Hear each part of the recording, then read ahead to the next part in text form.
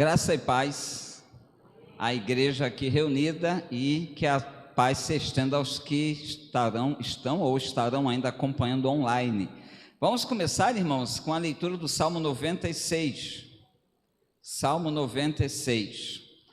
Hoje é segundo domingo do mês. Embora não tenhamos um culto em que toda a temática seja missões, é o segundo domingo, é o culto em que a gente reserva para a entrega das nossas ofertas para missões. E aí nós ajudamos então alguns irmãos que atuam em campos missionários. E esse salmo fala da importância da gente trabalhar para que a mensagem seja proclamada em outros lugares, além de proclamarmos também onde estamos. Salmo 96, pode entrar. Vamos fazer a leitura da palavra de Deus então neste momento. Cantai ao Senhor um cântico novo, cantai ao Senhor todas as terras, cantai ao Senhor, bendizei o seu nome, proclamai a sua salvação dia após dia. Anunciai entre as nações a sua glória, entre todos os povos as suas maravilhas, porque grande é o Senhor e muito digno de ser louvado, temível mais que todos os deuses. Porque todos os deuses dos povos não passam de ídolos, o Senhor, porém, fez os céus. Glória e majestade estão diante dele, força e formosura no seu santuário. Tributai ao Senhor, ó famílias dos povos, tributai ao Senhor glória e força. Tributai ao Senhor a glória devida ao seu nome. Trazei oferendas e entrai nos seus átrios. Adorai o Senhor na beleza da sua santidade. Tremei diante dele todas as terras. Dizei entre as nações: reina o Senhor. Ele firmou o mundo para que não se abale e julga os povos com equidade. Alegrem-se os céus e a terra exulte, ruja o mar e a sua plenitude. Folgue o campo e tudo que nele há. Regozijem-se todas as árvores do bosque na presença do Senhor, porque vem julgar a terra. Julgará o mundo com justiça e os povos consoante a sua fidelidade. Amém, queridos? Então, que nós possamos fazer, como diz o versículo 9 do Salmo lido, que diz assim: adorai o Senhor na beleza da sua santidade, tremei diante dele todas as terras. Glória a Deus, irmãos. Nós vamos então fazer o que o Salmo nos convoca a fazermos: adorar, louvar o Senhor, primeiro com uma oração de gratidão a Deus, uma oração dedicando esse culto ao Senhor, pedindo a direção dele, e depois da oração, os nossos irmãos com o Ministério de Louvor já terão a sua oportunidade. Vamos convidar a irmã Kétuli para vir até aqui. Tem um higienizador até aqui à frente, ali embaixo mesmo, tem um higienizador ali, para que a irmã pegue com segurança neste microfone, no outro microfone, mais seguro ainda.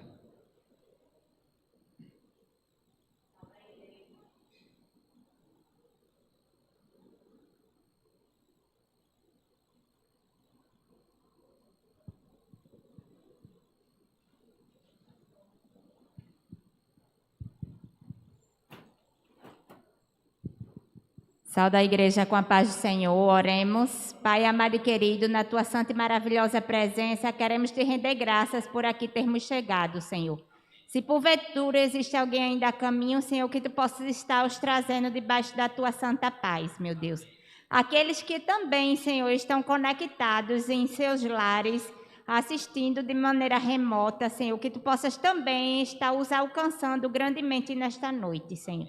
Sede com tudo que vai acontecer aqui, meu Deus, sede com a mensagem, com a direção, com a ministração da tua palavra, com os louvores, meu Deus, para que nós possamos sair daqui diferente o qual entramos, Senhor. Sede com cada um de nós, meu Deus, com as nossas famílias, com as pessoas que estão em seus lares, Senhor, que tu possas estar derramando o teu poder, a tua unção e a tua bênção dentro deste culto e em seguida todos os dias de nossas vidas. Isso é o que te pedimos e te agradecemos por tudo. Em nome de Jesus, amém.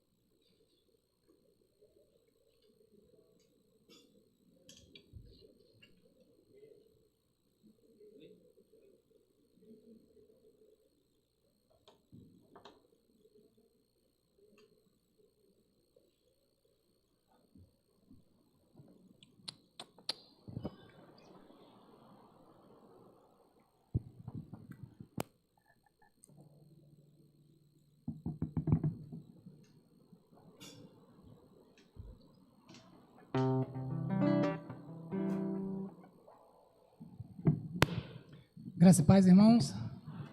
Vamos louvar o Senhor. Não sei se o cântico está na tela, eu acho que talvez o pessoal não conheça. Diz aqui, o primeiro amor, né, do grupo Rebanhão. Não sei se encontra na tela. Encontra na tela? Encontra não? Essa canção eu queria cantar com os irmãos. É muito conhecida na nossa época, né? Quando cantávamos, muito bonita. E essa canção fala de algo que o Cristo, né, que quando ele manda carta ao anjo da igreja de Éfeso, né, lá naquelas igrejas da Ásia Menor, ele diz que o primeiro amor acabou, né, e pede para que eles realmente tornem a ter o amor pela obra de Deus, né, pelo carinho pela obra de Deus, porque muitas vezes a gente não está com muita vontade de vir à casa de Deus, né, ou não já aconteceu? Sim, já aconteceu sim, comigo já aconteceu, mas vim, né, ler a palavra, às vezes não tenho vontade, às vezes, mas leio, né, e isso, Deus pede que vocês precisam fazer, nós precisamos fazer isso com todo amor, toda alegria, né, e isso é agradável a Ele se alegra com isso. Então a gente vai cantar essa canção,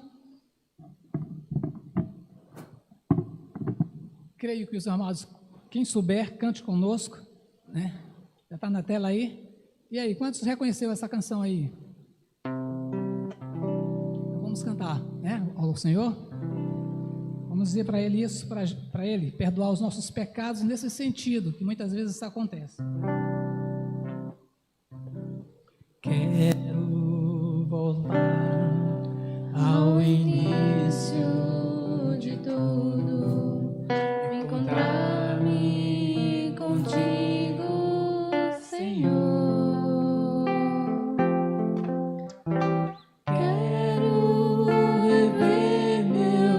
Conceitos, valores, eu quero reconstruir.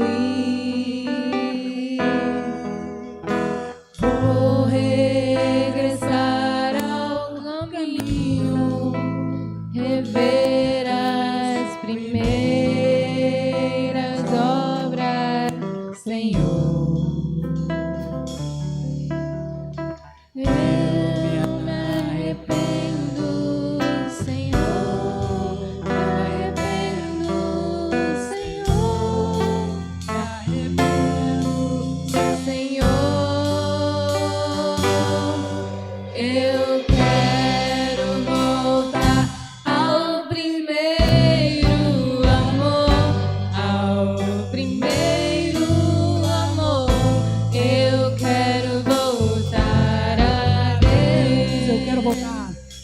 Eu quero voltar ao primeiro amor, ao primeiro amor. Eu quero voltar a Deus. Do início, vamos lá? Quero voltar ao início de tudo, me encontrar-me contigo, Senhor.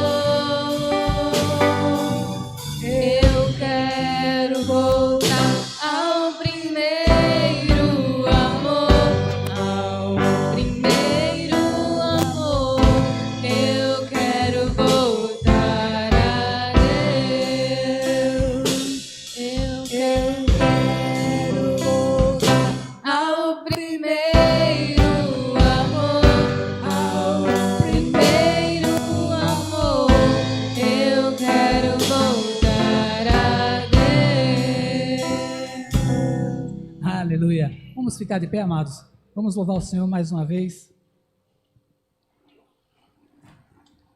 A canção diz: digno de glória. Esse Deus é merecedor de toda honra e toda glória.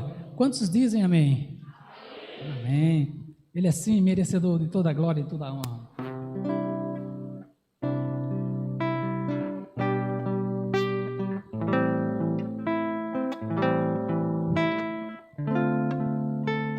Tá bem forte, tá, irmãos? Mostrando a nossa alegria com o Senhor, para o Senhor. Digno de glória.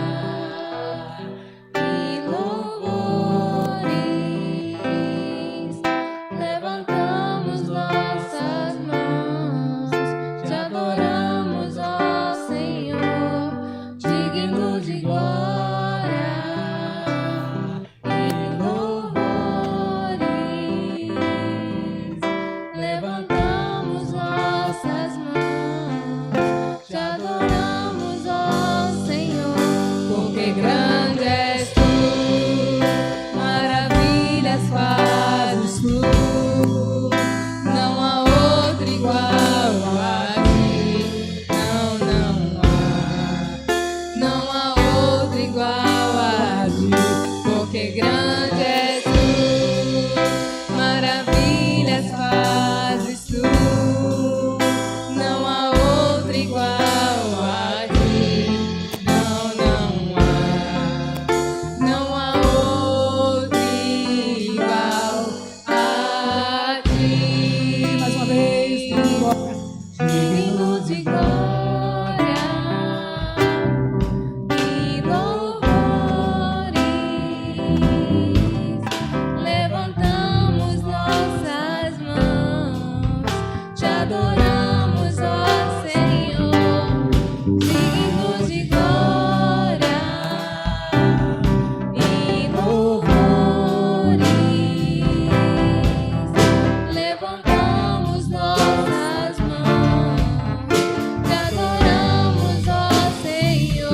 Porque grande és tu, maravilhas fazes tu, não há outro igual a ti,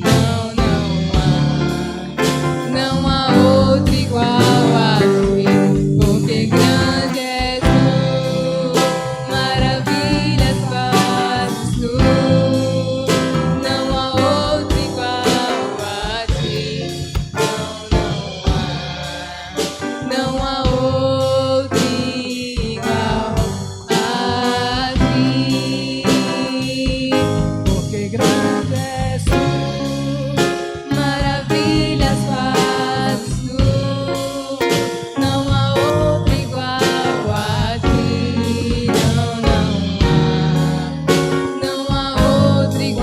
a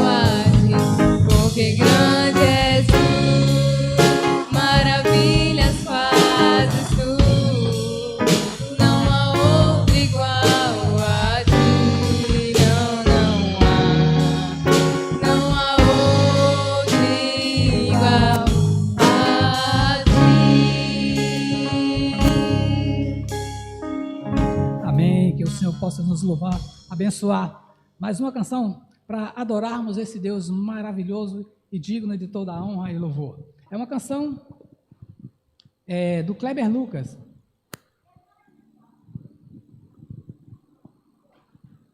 A canção do Kleber Lucas, que diz que eu preciso aprender um pouco aqui, eu preciso aprender um pouco ali, né? A canção é Deus cuide de mim, e a maneira de Deus cuidar de nós é uma maneira tremenda, não é isso?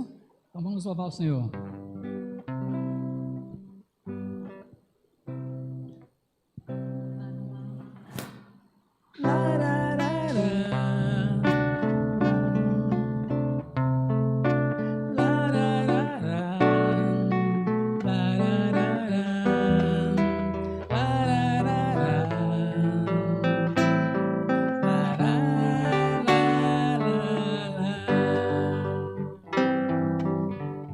Vamos cantar?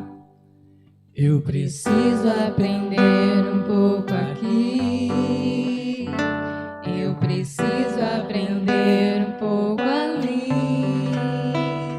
eu preciso aprender mais de Deus.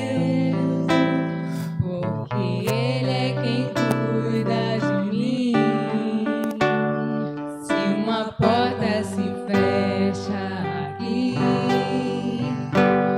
outras portas se abrem ali. Eu preciso aprender mais de Deus, porque Ele é quem cuida de mim. Deus cuida de mim. Bem forte. Deus cuida de mim, na sombra das suas asas. Deus cuida de mim. Eu amo a sua casa e não ando sozinho, não estou sozinho, pois sei, Deus cuida de mim. Deus cuida de mim, na sombra das suas asas. Deus cuida de mim. Eu amo a sua casa e não ando sozinho, não estou sozinho, pois sei, Deus cuida de mim. Se na vida não tem direção, é preciso tomar decisão. Eu sei que existe alguém que me ama, Ele quer me dar a mão. Se uma porta se fecha aqui, outras portas se abrem ali. Eu preciso aprender mais de Deus, porque Ele é quem cuida de mim. Deus cuida de mim. Deus cuida de mim, na sombra das suas asas. Deus cuida de mim. Eu amo a sua casa e não ando sozinho, não estou sozinho, pois sei, Deus cuida de mim. Deus cuida de mim, na sombra das suas asas. Deus cuida de mim. Eu amo a sua casa e não ando sozinho, não estou sozinho, pois sei, Deus cuida de mim. Lararará, lararará, lararará, lararará.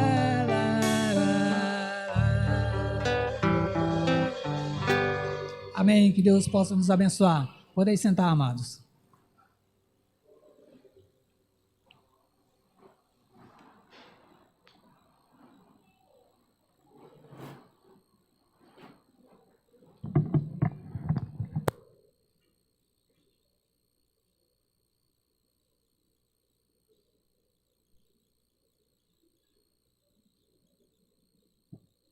Maravilha, né? Podemos louvar, adorar esse Deus que tem cuidado de nós, que é digno de toda a honra, de toda a glória. Vamos abrir as nossas Bíblias na primeira carta do apóstolo Pedro.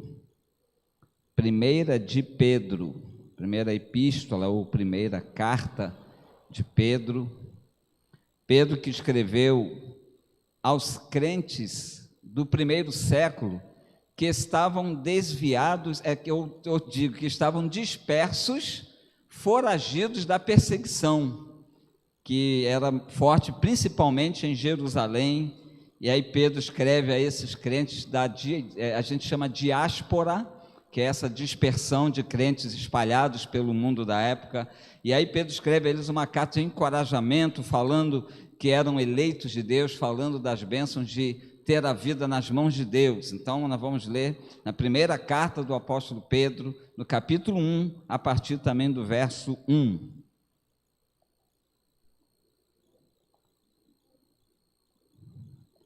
Vamos ler, vou ler até o versículo 8. Todos acharam, amém? Nos diz assim a palavra do Senhor, irmãos. Pedro, apóstolo de Jesus Cristo, aos eleitos que são forasteiros da dispersão, no Ponto, Galácia, Capadócia, Ásia e Bitínia, eleitos segundo a presciência de Deus Pai, em santificação do Espírito, para a obediência e a aspersão do sangue de Jesus Cristo, graça e paz vos sejam multiplicadas.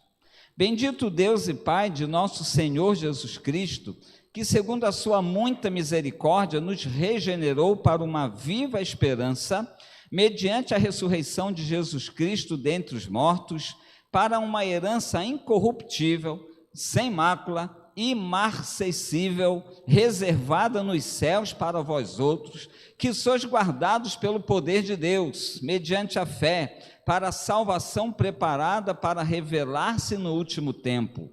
Nisso exultais, embora no presente, por breve tempo, se necessário, sejais contristados por várias provações, para que, uma vez confirmado o valor da vossa fé, muito mais preciosa do que o ouro perecível, mesmo apurado por fogo, redunde em louvor, glória e honra na revelação de Jesus Cristo, a quem não havendo visto a mais, no qual não vendo agora, mas crendo, exultais com alegria indizível e cheia de glória. Versículo 9 também, obtendo o fim da vossa fé, a salvação da vossa alma. Feche os olhos comigo, irmãos. Pai, nós estamos agora diante da Tua palavra, Senhor. Este é o momento reservado para que a Tua palavra seja exposta e alimente as nossas mentes e corações. Então me ajude, Senhor, a transmitir com fidelidade aquilo que eu creio o Senhor gerou no meu coração, e que esta palavra não venha apenas a trazer conhecimento teórico nesta noite, mas que venha trazer também edificação, motivação, conforto, exortação, o que cada um esteja precisando de Ti nesta noite. É o que te pedimos em nome de Jesus. Amém.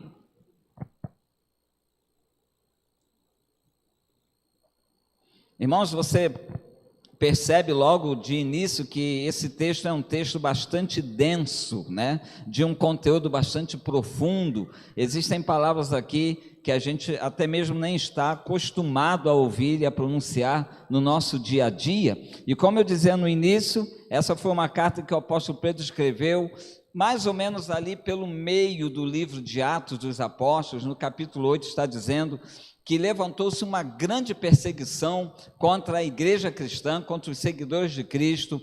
Essa perseguição ela ficou acirrada mais ou menos na mesma época em que houve aquele incêndio em Roma que destruiu uma grande parte da cidade, que o imperador, na verdade, teria sido responsável pelo incêndio, mas que colocou a culpa nos cristãos. Alguns historiadores dizem que não, o imperador não teve culpa, mas ele aproveitou o acontecimento para ter um motivo para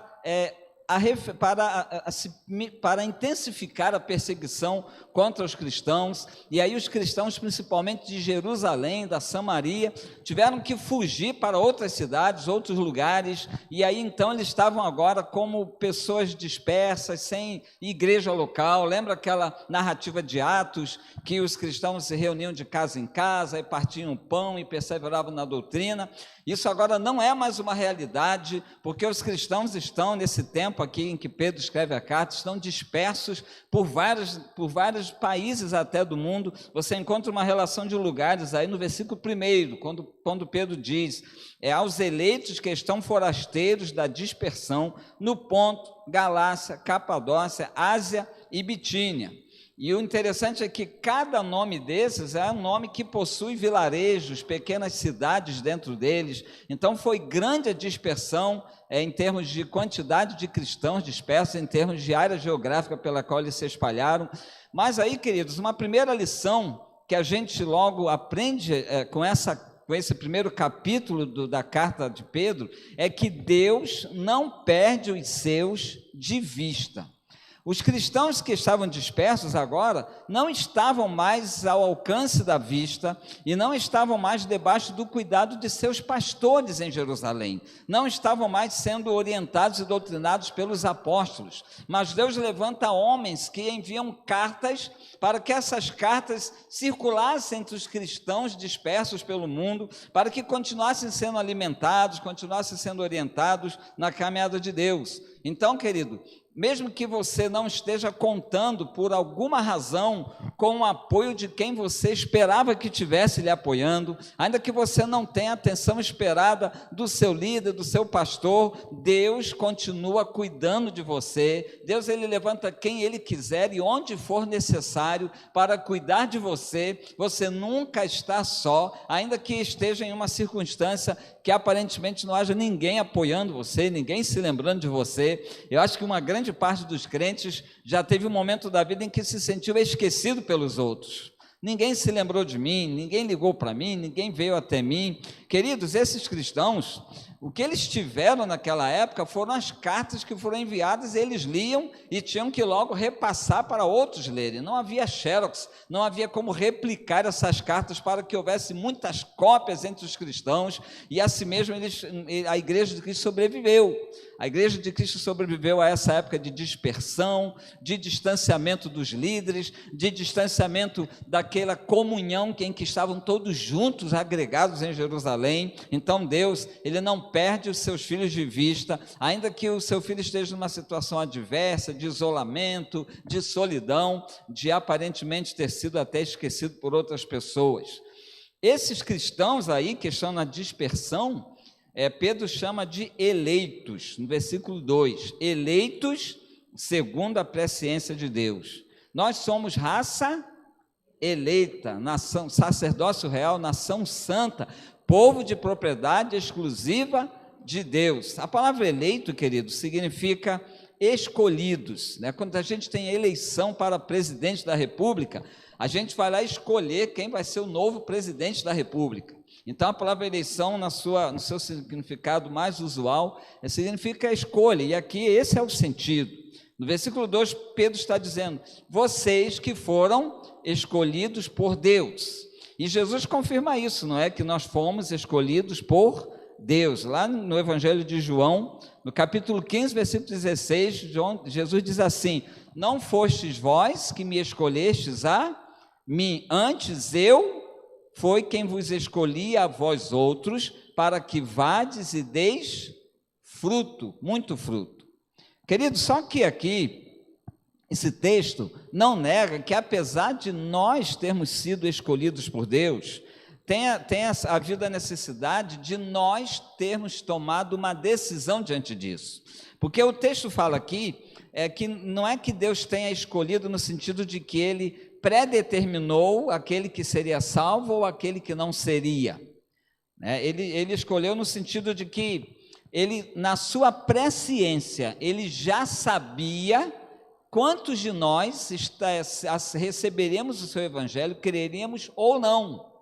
Esse texto deixa claro, conduz a palavra presciência. Deus nos elegeu em sua presciência. Ou seja, antes de nos tornarmos cristãos, Deus já sabia quando creríamos, quem creria, quantos aceitaremos, receberemos o evangelho. Ele já sabia de quantos de nós teriam momentos difíceis e quais seriam esses momentos difíceis. É no sentido de que Ele nos amou antes de nós aprendermos a amá-lo. 1 João capítulo 4, 19 está escrito, nós o amamos porque Ele nos amou primeiro. Então, quando você ouvir falar alguém, olha, não foi você que escolheu Deus, foi Deus que escolheu você, isso é pura verdade. Se eu não tivesse sido escolhido por Deus, eu não teria nem conhecido esse evangelho diante do qual eu tive a responsabilidade de crer ou de rejeitar.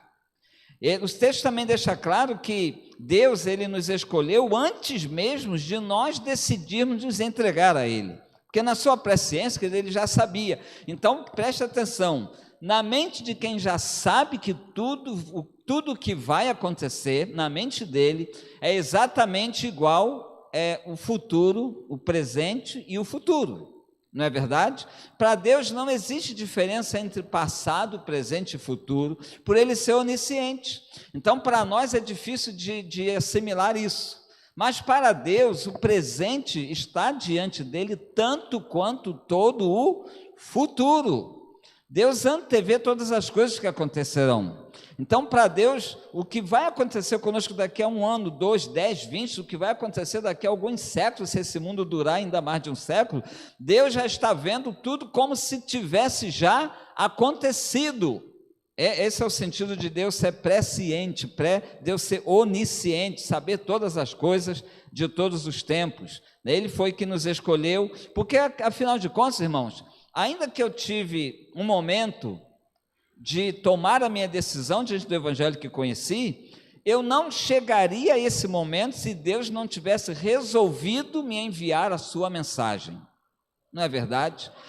Eu não teria esse momento se Deus não tivesse tomado a iniciativa de me salvar. A iniciativa da salvação é 100% de Deus, mas o homem tem uma responsabilidade, tanto tem que Jesus chora sobre um monte quando contempla Jerusalém e lamenta porque o seu povo o rejeitou. Então, se fosse Jesus que determinasse, não, eu vou determinar quem rejeita e quem não rejeita, seria uma hipocrisia Jesus ter chorado por aqueles que o rejeitaram. Então Deus nos escolheu, Deus tomou a iniciativa da salvação, Deus que veio até nós, Deus que se revelou a nós sem que nós pudéssemos alcançá-lo sem a iniciativa dele, mas tudo isso para que nós também exercêssemos a nossa parte de crer, né? Todo aquele que crer e for batizado será salvo, aquele porém que não crer será condenado, ou seja, o homem tem uma responsabilidade de escolha, de decisão, quando conhece o plano da salvação para a sua vida. Mas esse fato de nós termos sido escolhidos por Deus, na sua presciência, já estávamos salvos antes da fundação do mundo, porque Ele tem o passado, o presente e o futuro, tudo igualmente no seu conhecimento. Esse fato de nós termos sido eleitos por Deus, Ele nos traz algumas bênçãos que eu quero compartilhar com os irmãos aqui, nesse texto, porque essas bênçãos que nós temos por termos sido eleitos por Ele, são bênçãos que nos ajudam na nossa caminhada do dia a dia. Então, a primeira bênção, que vem decorrente do fato de termos sido escolhidos, alcançados por essa salvação, é termos sido regenerados para uma viva esperança. Olhe comigo o versículo 3. Ele começa bendizendo a Deus: bendito Pai de nosso Senhor Jesus Cristo, que segundo a sua muita misericórdia, nos regenerou para uma viva esperança. O que é regenerar? É gerar outra vez, é fazer nascer de novo, é você reviver, recomeçar a existência. E aí ele diz que nós fomos regenerados para uma viva esperança, ou seja, nós estávamos mortos em relação a Deus, mortos nos nossos delitos e pecados. Então Jesus escolheu nos salvar, e Ele então nos apresentou o Evangelho da graça salvadora, e nós cremos, recebemos esse Evangelho, entendemos que era para nós, entendemos o convite de Deus e recebemos essa salvação, e aí nós recebemos então uma nova natureza, um novo coração, uma nova mentalidade, uma nova maneira de ser, e essa regeneração foi para que vivêssemos uma viva esperança. E aí, queridos, uma palavra muito boa sobre isso que Paulo escreve aos Tessalonicenses, em 1 Tessalonicenses capítulo 4, versículo 13, é que quando Paulo diz assim: não queremos, irmãos, que sejais ignorantes com respeito aos que dormem, para não vos entristecerdes como os demais que não têm esperança. Preste atenção, queridos, nós fomos eleitos por Deus, escolhidos por Deus, recebemos essa salvação de nossa parte, entendemos isso, recebemos a salvação que Deus nos deu, e aí nós fomos regenerados para vivermos neste mundo como quem tem esperança. O que isso quer dizer, queridos?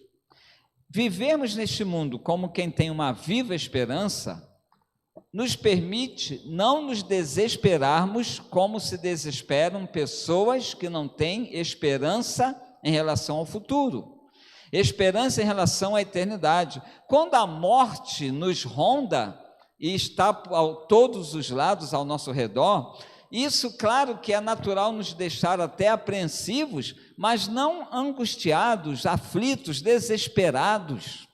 Por quê? Porque nós temos uma viva esperança. E essa viva esperança que está relacionada à vida eterna, à vida após a morte. Porque no final mesmo desse versículo de 1 Pedro, capítulo 1, ele diz assim, que a base dessa viva esperança é o quê? A sua ressurreição de Cristo Jesus. Olha comigo aí, preste bem atenção no versículo 3.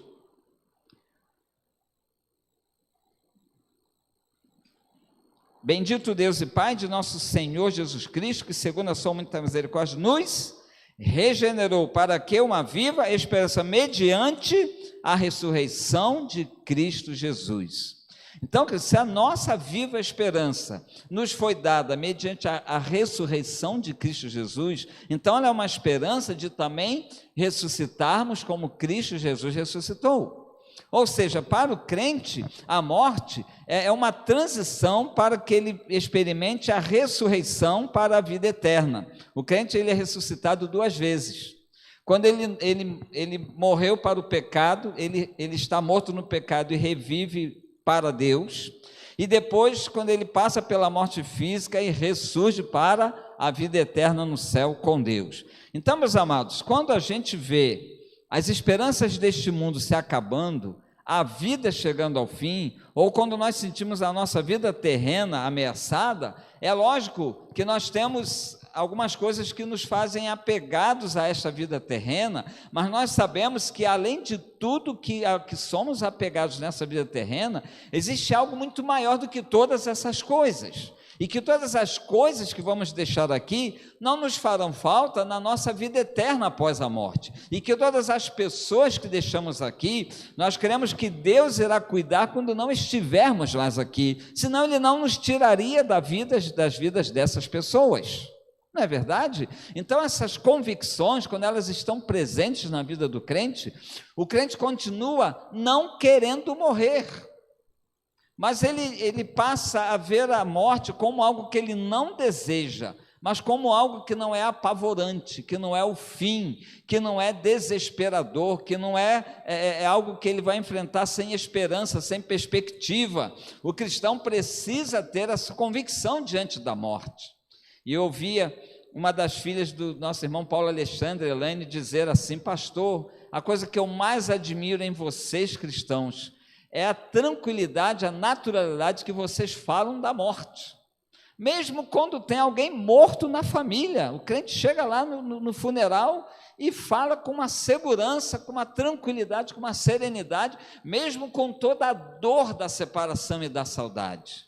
Então, querido, você é um cristão que não quer morrer? Graças a Deus, eu também não quero morrer.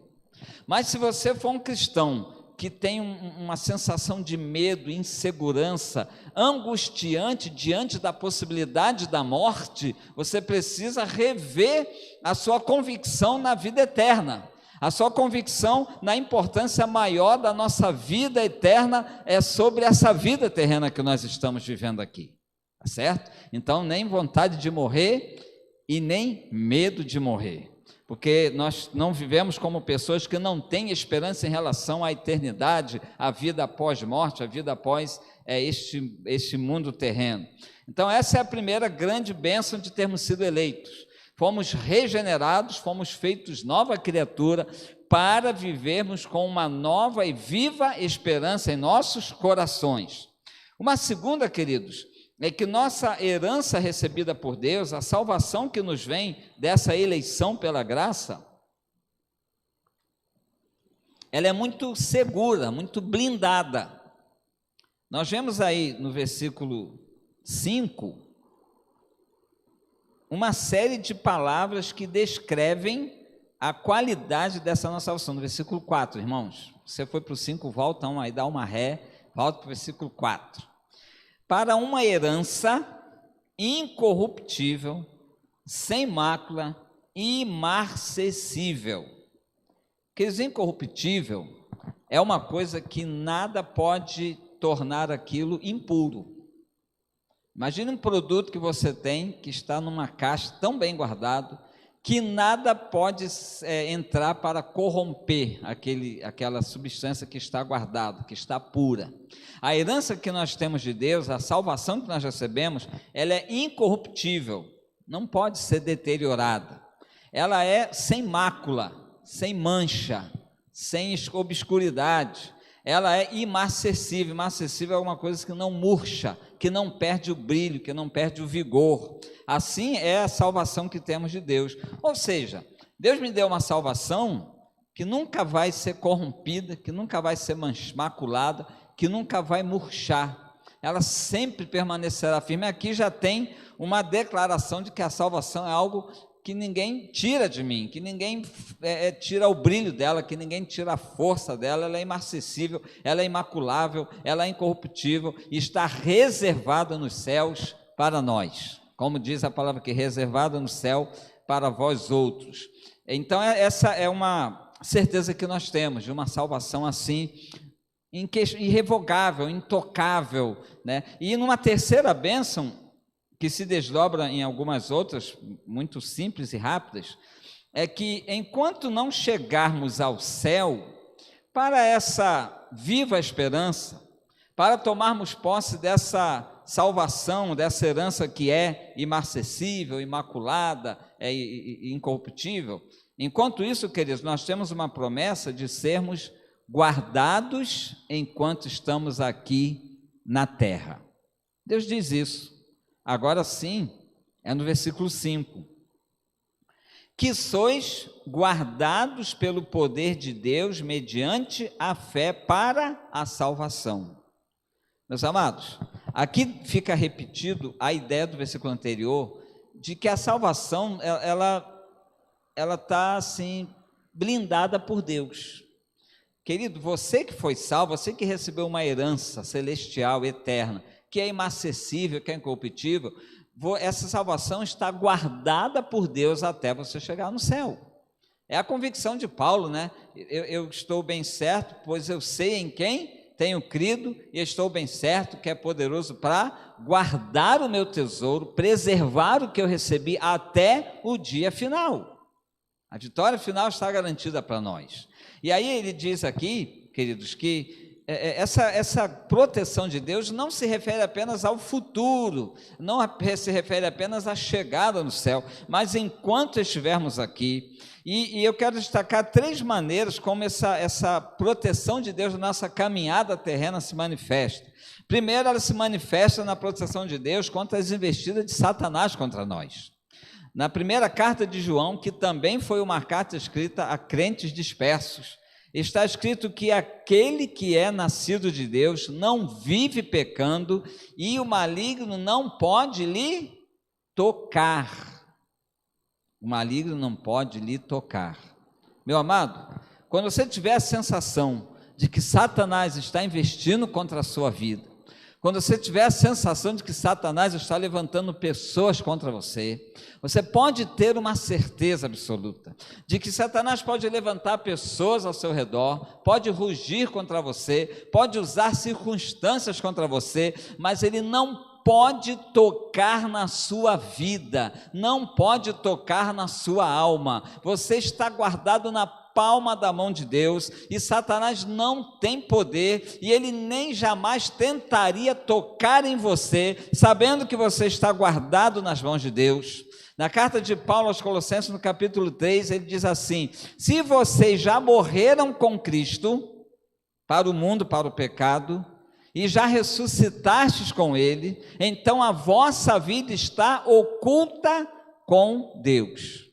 A minha vida está guardada na mão de Deus, está escondida. Só toca em mim aquilo que Deus autorizar a tocar em mim. E assim mesmo por um propósito bem definido. Isso está bem ilustrado na história super conhecida do grande homem de Deus, Jó. Satanás queria tocar nos bens de Jó, para que Jó blasfemasse contra Deus. E aí Satanás teve que pedir autorização a Deus.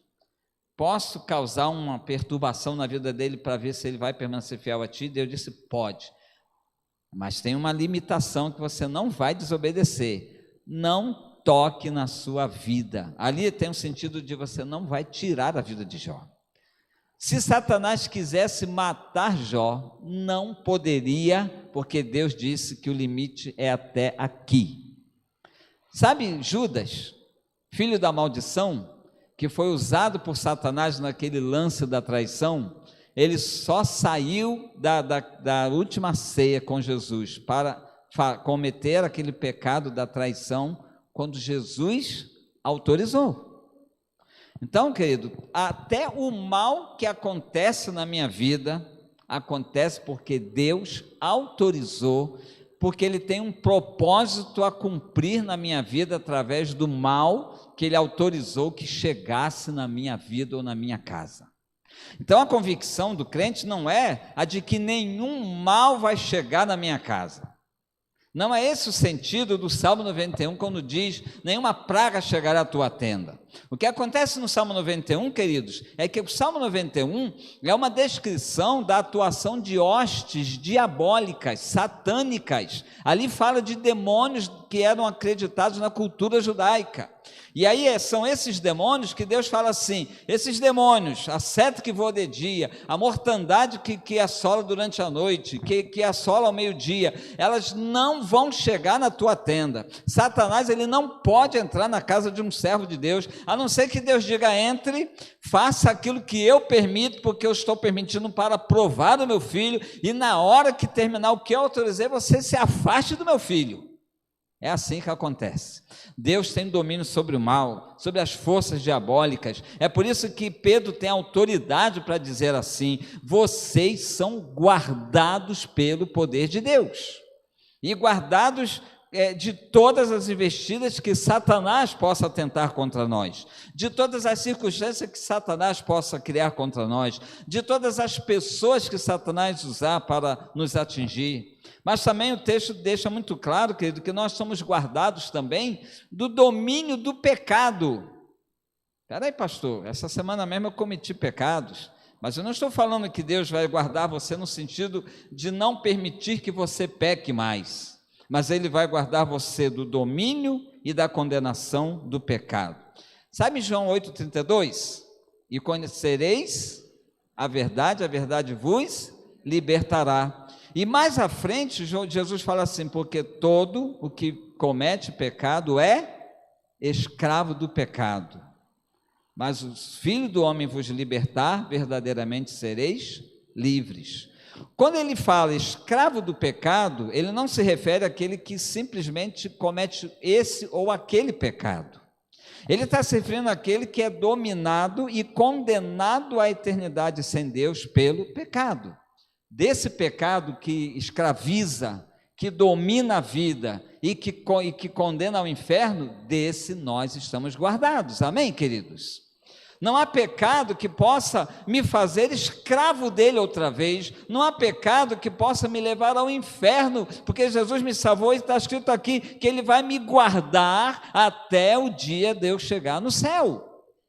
É isso que Pedro quer dizer quando diz, vocês têm uma herança no céu, vocês foram eleitos, têm uma viva esperança, mas enquanto não chegarem no céu, enquanto estiverem nessa terra, vocês estão guardados por Deus, estão guardados da presença, da influência e das tentativas dos ataques de Satanás, estão guardados do domínio e da condenação do pecado. E em terceiro e último lugar, quando Pedro diz que nós estamos guardados aqui no versículo 5, guardados pelo poder de Deus mediante a fé, ele também quer dizer que nós estamos guardados das tribulações deste mundo.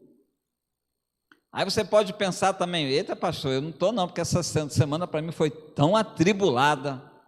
Mas existe um texto em Apocalipse capítulo 3, versículo 10, que esclarece bem esse guardar de Deus do crente diante das tribulações do mundo. Apocalipse 3, 10.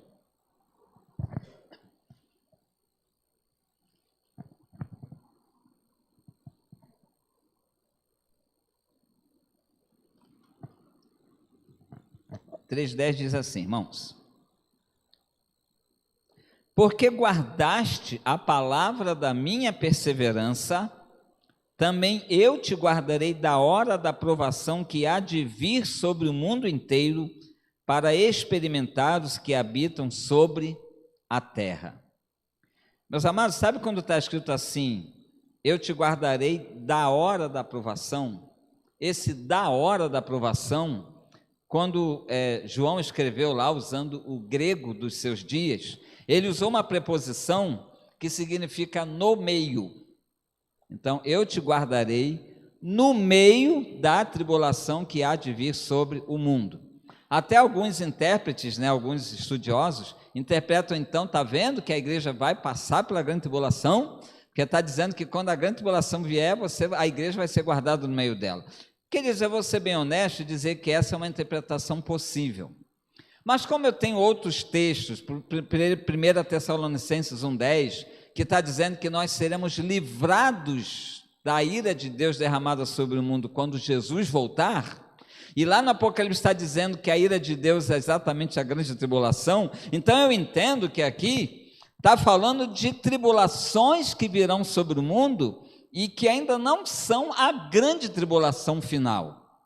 Até porque a gente está vivendo dias que mostram que é possível que mesmo antes do finalzinho dos tempos, antes de Jesus voltar, é possível que uma tribulação atinja o mundo inteiro. E olha, queridos, essa tribulação causada pelo coronavírus não é a primeira tribulação que atinge o mundo inteiro, não é verdade? Já não houve outras pandemias que atribularam o mundo inteiro, já não houve grandes guerras que atribularam o mundo inteiro.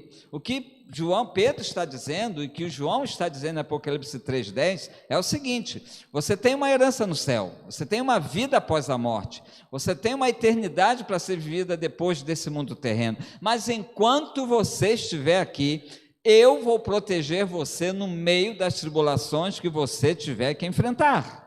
Eu vou fortalecer você no meio das tribulações que você enfrentar. Eu vou fazer você passar pelo fogo sem que o fogo consuma você. Eu vou ajudar você a passar pelas grandes ondas sem que as grandes ondas afoguem você. Eu estou parafraseando uma promessa que está em Isaías capítulo 43, nos primeiros versículos, do 1 ao 3, quando ele se refere a Israel como o vermezinho de Jacó. E por estranho que pareça aos nossos dias de hoje, é uma maneira carinhosa de Deus tratar o seu povo naqueles dias. Quando ele fala vermezinho de Jacó, ele quer dizer assim, você que é tão pequenininho, um vermezinho é bem menor do que isso aqui que eu estou fazendo, né? Você que é tão pequenininho, do tamanho da significância da força de um verme, eu vou guardar você contra a força do fogo, eu vou guardar você das ondas que quiserem afogar você. E sabe, queridos, quando Deus nos permite passar por essas tribulações, que no meio dela Ele estará nos guardando, eu vou repetir o que já falei outras vezes nessa mesma pregação, Ele está fazendo isso porque Ele tem uma bênção para nós através da tribulação que nos permite passar. Tá? Se você andar mais um pouquinho para frente, em 1 Pedro, no capítulo 5, tem um texto muito interessante. Ele repete uma coisa que já não nos assusta mais, porque sabemos que somos guardados por Deus, mas ele repete lá no versículo 8, 1 Pedro 5, 8, sede sóbrios e vigilantes, o diabo, vosso adversário, anda em derredor, como leão que ruge, procurando alguém para devorar, resistir-lhes firmes na fé, certo de que sofrimentos iguais aos vossos estão se cumprindo na vossa irmandade espalhada pelo mundo. Então, nos dias de Pedro, já havia tribulações que atingiu a terra inteira, mas que os cristãos estariam guardados no meio dessa tribulação. Mas olha só agora o que vem no versículo 10. Ora, o Deus de toda a graça que em Cristo vos chamou à sua eterna glória, depois de terdes sofrido por um pouco, Ele mesmo vos há de aperfeiçoar, firmar, fortificar e fundamentar. Aqui, queridos, Pedro está ampliando a ideia do capítulo 1, lá ele está dizendo, vocês serão guardados enquanto estiverem neste mundo caminhando para o céu. Aqui ele está dizendo que nesse guardar de Deus, nós estaremos sendo trabalhados no meio da tribulação. Por isso que Paulo disse, olha, a provação produz perseverança. A perseverança traz esperança.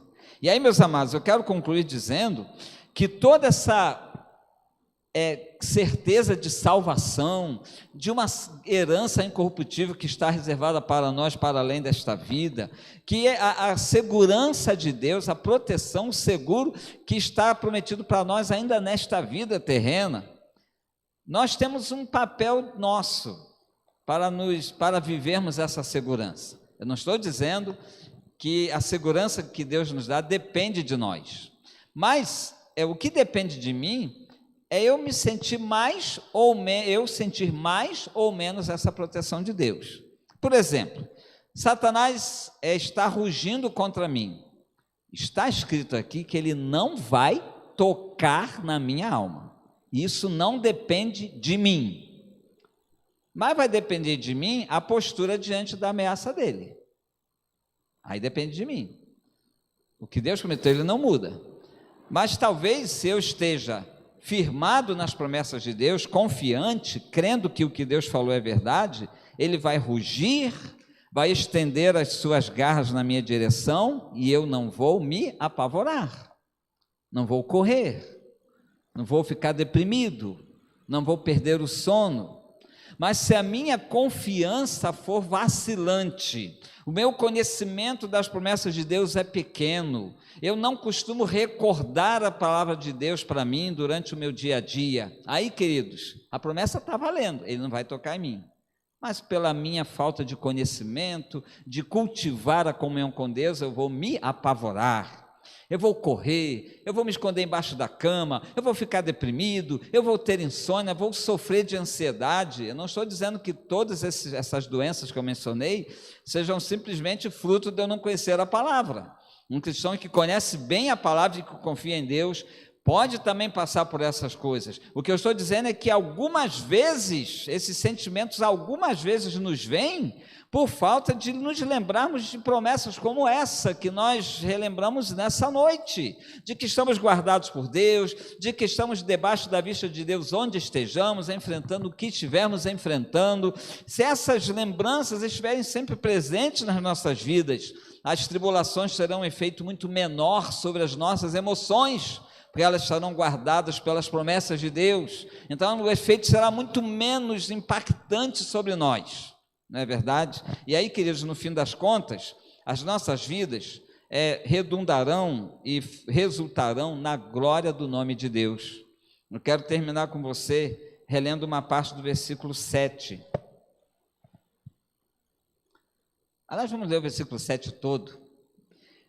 1 Pedro 1, 7. Para que, uma vez confirmado o valor da vossa fé, muito mais precioso do que o ouro perecível, mesmo apurado por fogo, redunde em quê? Em louvor, glória e honra na revelação de Jesus Cristo.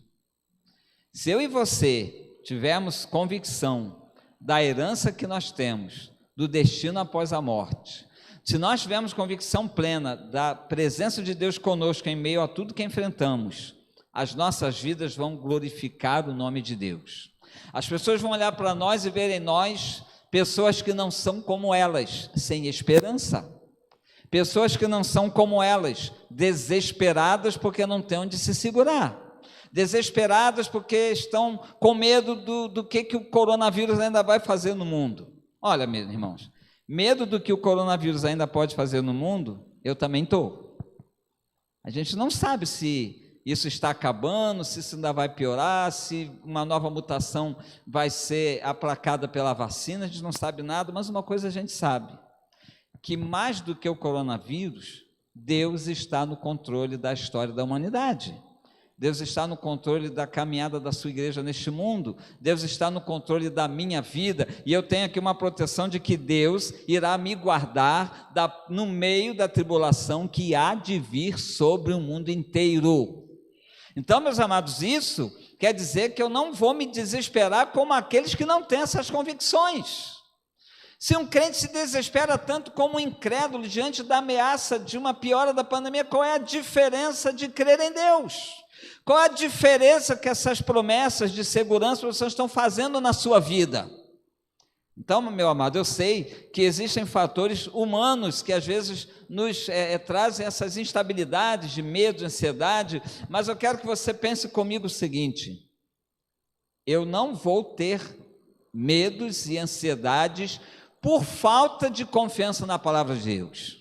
Se eu tenho confiança na palavra de Deus e tem uma parte do meu organismo que não está funcionando bem, e isso me deixa doente emocionalmente, é outra coisa. Aí Deus deu recurso da medicina para que eu me cuide, mas que as nossas doenças emocionais, queridos, que não sejam por falta de conhecimento das promessas de Deus para nós, que não sejam por falta de a gente confiar que Deus está conosco, que aí quando a gente confia, ainda que a doença venha, e até doenças emocionais, queridos, o crente que confia em Deus, ele também tem doenças emocionais, mas até essas, ele vai enfrentar, sabendo que está enfrentando essa enfermidade, guardado e protegido por Deus, e há de vencê-las, porque maior é o que está no mundo, e maior é o que está contra mim e contra você, maior do que tudo isso é o nosso Deus. Que as nossas vidas, então, possam realmente glorificar o nome de Deus, através da expressão na nossa maneira de viver de todas essas realidades que vemos aqui na primeira carta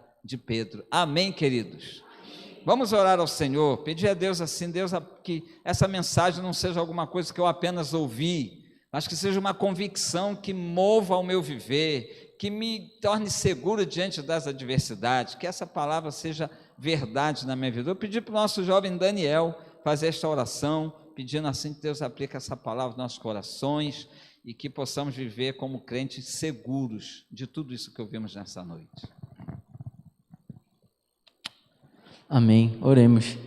Pai, muito obrigado por essa palavra, muito obrigado por esse momento em Tua presença, em que o Senhor falou aos nossos corações, Deus. Nesse momento eu venho te pedir que o Senhor esteja afirmando isso no mais profundo do nosso entendimento, para que nos dias maus não esqueçamos, Deus, e que nós possamos sempre nos lembrar do Teu cuidado e proteção sobre as nossas vidas, Pai. Amém. Nos ajuda a sair daqui com esta certeza, para que nós consigamos sentir o Teu cuidado ao longo dessa semana e sobre todo o resto das nossas vidas, Pai. Amém. Em nome de Jesus, amém. Amém. Queridos, agora nós vamos ter um momento em que você vai adorar a Deus, a gente costuma dizer assim, eu acho que é real, através da entrega das nossas ofertas. E hoje, você já foi lembrado domingo passado, hoje de manhã, que hoje é o dia em que toda a oferta que nós entregamos é direcionada para missões. Tanto aquela oferta dos irmãos que têm um compromisso mensal, como toda a oferta avulsa que foi entregue no culto. Agora, se for um dízimo, se estiver escrito dízimo, aí não é para missões, aí é para manutenção da igreja.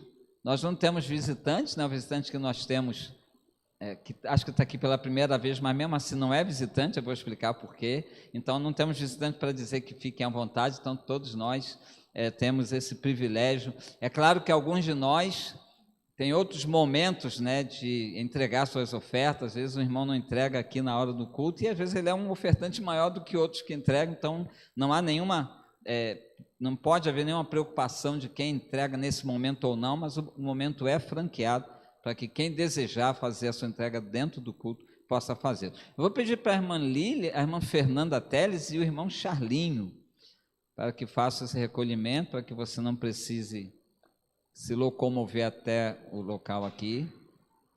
Charlinho e Fernanda Teles. Eu falei 3 nomes, foi?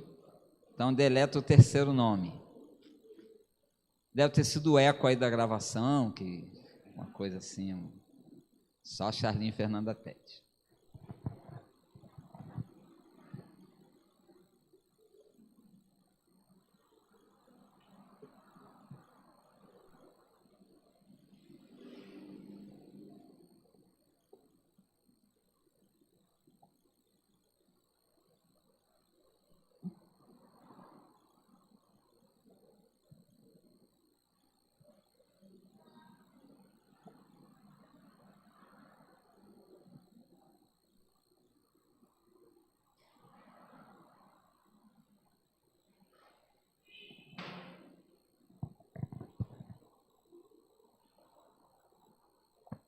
A demora porque uma irmã está providenciando as salvas, não é isso? Para o recolhimento das ofertas. Você pode, mesmo onde você está, acomodado, sentadinho, colocar a sua oferta ou o seu dízimo nos recipientes adequados para esse momento de distribuição. Se tiver a música de fundo, já pode liberar, né? Quem sabe a música acaba incentivando a gente a contribuir um pouco mais, né? Brincadeira. Que Deus abençoe o uso devido dessas ofertas, que multiplique na mão dos missionários a quem nós ajudamos.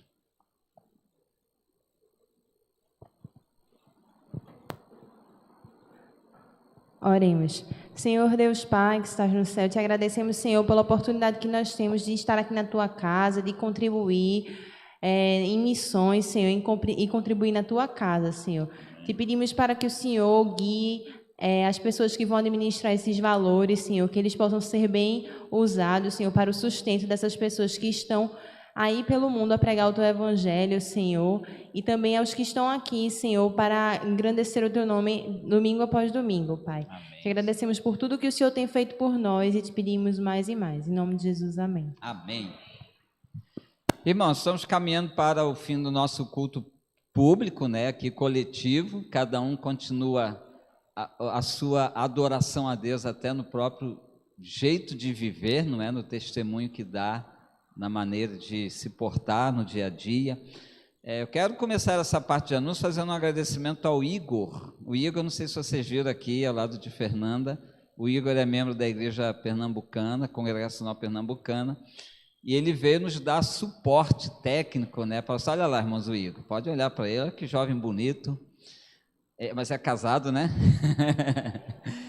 O Igor, gente, ele tem muita experiência nessa área de sonoplastia, né? De regulagem de sons e tal, e ele veio aqui trazer suporte e ajuda para Juninho e Fernanda, que vem fazendo um trabalho assim solitário, né? Os dois com muita garra também. A gente é extremamente, desde o começo da pandemia até agora, Juninho e Fernanda têm se dedicado assim extremamente. Todo domingo eles chegam aqui 4h30, 5 horas da tarde no máximo para organizar tudo e enfim. É claro que outros também ajudam, Daniel, o João, né, já esteve ajudando, enfim, o pessoal do louvor, mas esses dois são eles que pegam nessa parte mais difícil e que quando a transmissão fica ruim por causa das limitações de equipamentos também, eles que levam a culpa, né, às vezes. Então o Igor veio dar esse suporte, a gente já percebeu hoje uma qualidade melhor no som, no online, depois o pessoal que estiver acompanhando pode dar um retorno. Então, Igor, muito obrigado. O Igor veio com uma boa vontade tremenda, veio participar do culto para acompanhar o funcionamento de tudo, não é isso? Fernanda e Juninho estão super alegres, super felizes com a ajuda do Igor. Obrigadão, Igor. E ele vai continuar dando suporte, né, acompanhando na medida do possível. Nosso agradecimento ao pastor Nielson lá, que liberou e disse, pode levar, mas devolve depois, né? Ele está aqui porque não há culto na Igreja Pernambucana nesse horário, né, que facilitou. Meus amados, próximo domingo, se você quiser vir para a escola dominical, não venha para ter o estudo da classe, nem dos jovens, nem dos adultos, porque nós vamos nos organizar, orar juntos, e um grupo vai sair para aquela campanha de evangelização e de conscientização do uso da máscara. A gente vai lá no sinal lembrar ao nosso povo aqui de Afogados que ainda é tempo para usar máscara, que a pandemia ainda não acabou, mesmo com a vacinação já iniciada, mas ainda é tempo de usar a máscara, de higienizar as mãos e não aglomerar. A gente não sabe se esse povo entende quando escuta isso, né? A gente vai continuar falando, vai fazer isso mais uma vez. Aí quem não quiser ou não puder, por questão de saúde, ir para o semáforo, vai ficar aqui na igreja, vai ter um grupo aqui que vai ficar intercedendo pelo nosso trabalho lá. E aí também vai haver uma panfletagem, aí a gente não vai distribuir máscara em toda a circunferência do Largo da Paz, mas a gente vai fazer uma entrega de folhetos evangelísticos, além da entrega da máscara no semáforo, tá certo? Então pode ter mais gente atuando domingo que vem, a gente vai providenciar uma quantidade maior de folhetos evangelísticos, uma mensagem evangelística, e que leva também o nome da nossa igreja. Tudo isso domingo que vem, no horário normal da escola dominical. Você chega aqui 9 da manhã e a gente dá início a essa movimentação ali até as 11 horas, 10h30, enfim, a hora que for conveniente, que durar também o material. Se alguém ainda quiser doar algum dinheiro para comprarmos mais máscaras, pode fazer isso hoje, porque essa semana a gente está concluindo, né, os pacotinhos com as máscaras. Então, a gente correu para chegar aos 1.000, temos quase 800 máscaras, tá? Se alguém quiser ajudar a gente a completar os mais queridos, 800, mas já é um número razoável, já dá para fazer uma boa campanha, mas quem sabe a gente ainda chega às 1.000 máscaras, né, daqui para domingo, tá certo? Então, esses são nossos anúncios principais. Quarta-feira, você vai participar do culto doutrinário ainda de sua casa, culto online ainda, 7h30 da noite, e na sexta-feira, reunião de oração. Ontem foi muito bom, foi bem diferente a dinâmica da oração da sexta-feira. Ontem não, na sexta-feira, né? Ontem foi sábado. Então, na próxima sexta, de novo, reunião de oração presencial aqui. A gente, homens e mulheres, estão fazendo uma abertura junto com a devocional de motivação à oração para todo mundo, uma canção, e aí depois nos dividimos para orarmos cada um no seu grupo. Tá? E não é mais restrito só a quem é mãe, né? Todas as mulheres e homens da igreja que quiserem estar aqui. O objetivo maior na sexta-feira é a oração pela família, certo? Então, são esses aqui, assim, os nossos anúncios principais. Próximo domingo, culto jovem, dirigido aqui pelos jovens da nossa igreja. Eu vou convidar o João, que vem aqui fazer uma oração final, agradecendo por tudo que aconteceu nessa noite, pedindo a Deus que nos leve em paz para nossas casas. E o que você mais quiser orar, João, tem até meia-noite para essa oração final, certo? Vamos ficar de pé, igreja, e após a oração, a bênção apostólica estará realmente concluindo o culto da igreja nessa noite. Oremos. Senhor, nosso Deus, nosso Pai, gostaríamos de te agradecer, ó Deus, todos aqui unidos, pela noite, ó Pai, pela palavra do pastor Paulo, por todas as canções que nós entoamos aqui nessa noite, ó Pai. Amém. Te louvamos essa noite e te pedimos, ó Pai, que essa esperança, ó Pai, e com essa convicção que o pastor nos deu hoje, permaneça por toda a semana, ó Pai, nos nossos corações, pelo restante da nossa vida, que possamos fazer o culto ir nas nossas casas, com o nosso testemunho, ó Deus, e é isso que nós te pedimos em nome de Jesus. Amém. Amém.